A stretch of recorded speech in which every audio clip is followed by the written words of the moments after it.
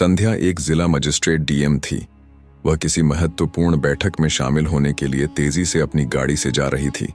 तभी एक सुनसान सड़क पर उसकी गाड़ी का टायर पंचर हो गया।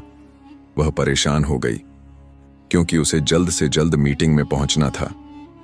उसने अपने ड्राइवर से कहा, तुरंत किसी को बुलाओ और गाड़ी का पंचर बनवाओ, मैं देरी नहीं कर सकती।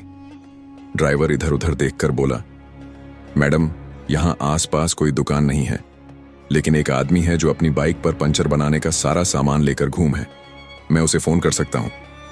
संध्या ने झुंझलाकर कहा, ठीक है, जल्दी से बुलाओ।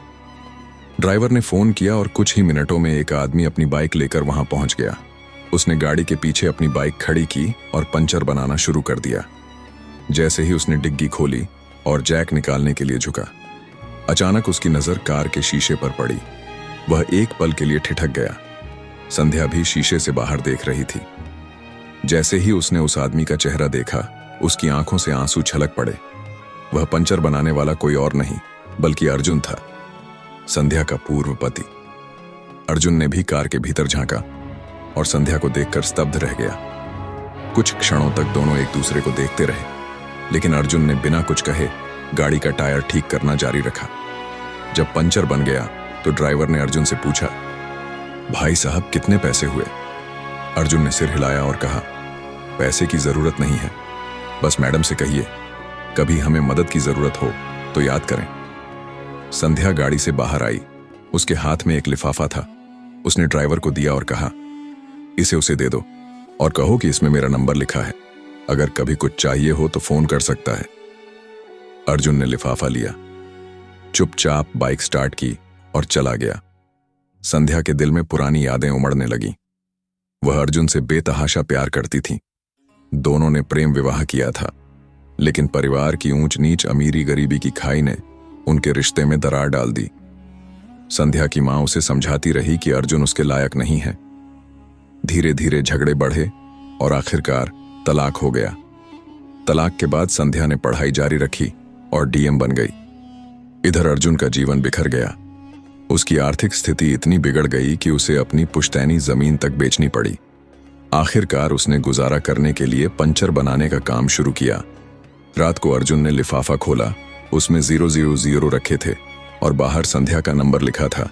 उसने देर तक उस नंबर को देखा, फिर गहरी सांस ली।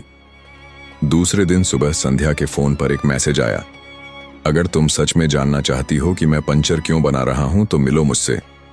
संध्या ने कुछ देर सोचा और जवाब दिया, कहां? अर्जुन ने एक पार्क का नाम बताया। संध्या चेहरे को ढक कर वहां पहुंची। पार्क की एक बेंच पर दोनों आमने सामने बैठे थे। संध्या ने पूछा, अर्जुन, यह सब कैसे हुआ? अर्जुन ने लंबी सांस लेकर कहा, तुम्हारे जाने के बाद सब कुछ खत्म हो गया। घर की हालत बिगड़ती गई। माँ बाबूजी बीमार रहने लगे। जो भी थोड़ी बहुत जमीन थी बेचनी पड़ी।